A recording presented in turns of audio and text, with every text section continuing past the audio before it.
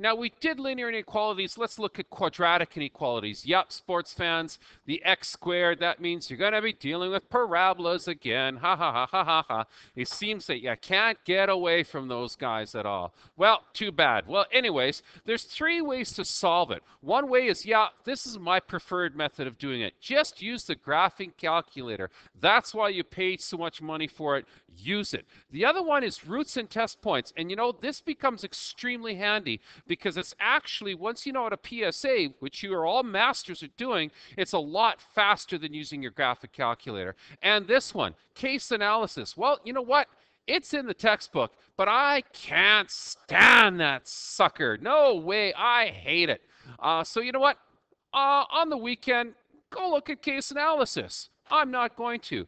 Okay, so here we go. Let's look at our graphing calculator right here. Graphing calculator, I've got it right here ready to go. I actually even have the thing all punched in. X squared minus 10x plus 16. I hit the graph. That's what it looks like. The only problem is it's really hard to find this and this unless I go into, of course, everybody's favorite second calc, find the zeros. And well, you know what? This eventually becomes a little bit monotonous because finding the zeros on this calculator is actually quite boring. So left bound, right bound, enter, enter. There it is. It's going to be at 2, 0. So we know our first root's going to be here at 2, 0. Our second root here, let's try it anyways. And you'll see what I mean when you find the zeros. This becomes really, really laborious. Yes, unless this thing comes with its own little mouse where you can actually click on it, this pushing the button actually becomes kind of irritating after a while. Enter. There it goes. Enter, guess, yes. And in fact, it is at 8. So, okay, so there's 2, 3, 4, 5, 6, 7, 8. There it is. We know somewhere along here it's going to go something like this. Okay, beautiful, excellent. Whoopie-doo-dah. Well, you know what?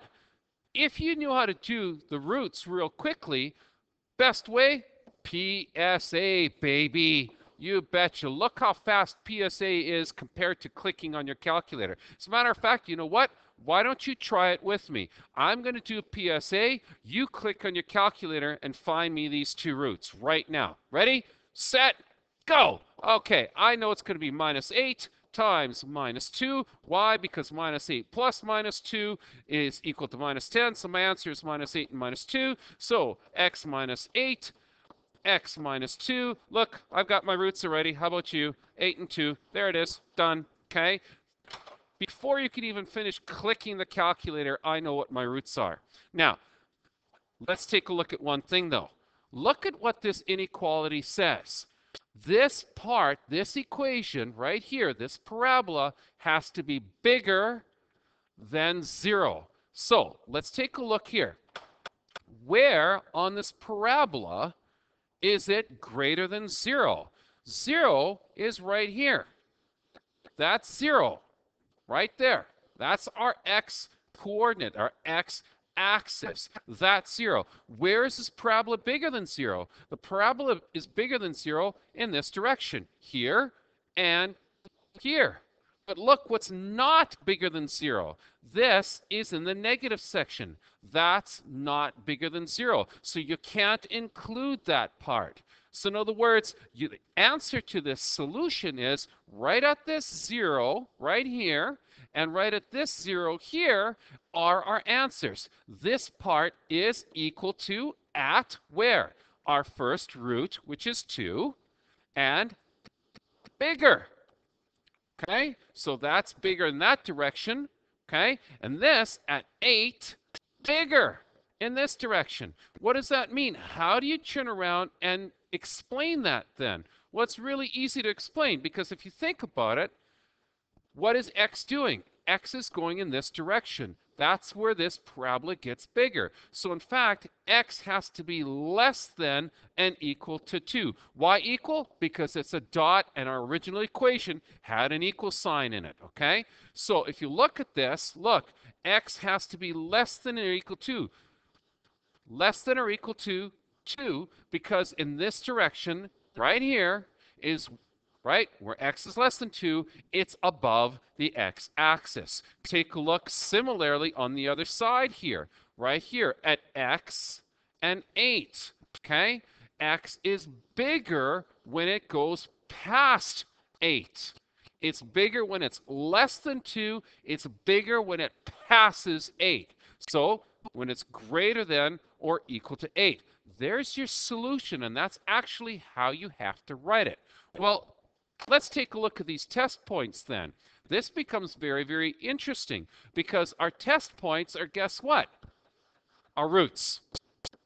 Our roots are our test points. And let me show you something, and you'll clear this up just really, really quickly when you see this on a number line. On your number line, you'll put down 0, there's 0, 1, 2, there's 2. That's 1 point on your number line because of your root. 3, 4, 5, 6, 7, and 8. There's your other test point. Your test points are always your roots. Okay, so now what do? Pick numbers on this side of 2. Let's pick 0. Pick numbers between these guys, right here to here. Okay, I don't know. I'll pick that one looks nice. So what is that? 2, 3, 4. Let's go. Let's pick 5. That's between 2 and 8. And then pick a number somewhere out beyond 8 and test them. See if they actually work in your original function. Well, our original function here then was this particular question here. That was that question we had way up here. Let's see if this works. Okay, here we go. Our original question was x squared minus 10x plus 16. Well, let's start checking this out. Okay, let's check it out. Does this satisfy our condition? Let's try 0. Well, 0 squared minus 10 times 0 plus 16, okay? And 0 squared is 0, minus 10 is 0, plus 16, 0 and 0 and 0, plus 16, is that greater than or equal to 0? Well, yeah, in fact it is. So this test point works. Hooray! Now, let's try in here. Let's try the 5. Plug it into this equation. 5 squared minus 10 times 5 plus 16. Okay? 5 squared is 25 minus 50 plus 16. Look at this. 25 and minus 25 plus 16 gives you minus, looks like minus 9. Well, wait a second. That's not greater than or equal to 0. So guess what? This section here doesn't work. This section here works, right? But this section here does not. There we go. Let's try the next one, which is this 9 right out here. Awesome. So away we go, and I ran out of room again. Well, you know what? Let's just erase this. Woohoo! Goodbye. Let's try 9. Okay, 9 squared minus 10 times 9 plus 16. That better be greater than or equal to 0. Okay, 9 squared is 81 minus 90 plus 16. 81 minus 90 is minus 9 plus 16. Minus 9 plus 16 looks like 7, which is greater than or equal to 0. That section works. So right from this point on works. But isn't that what I had earlier? This section shaded going in this direction with a dot. This section shaded going in this direction with a dot. Let's take a look. Let's go back here and let's check it out. Yeah, there it is. This point shaded with a dot. This point shaded with a dot. So if you ask me, this whole thing is so much easier using a graphing calculator.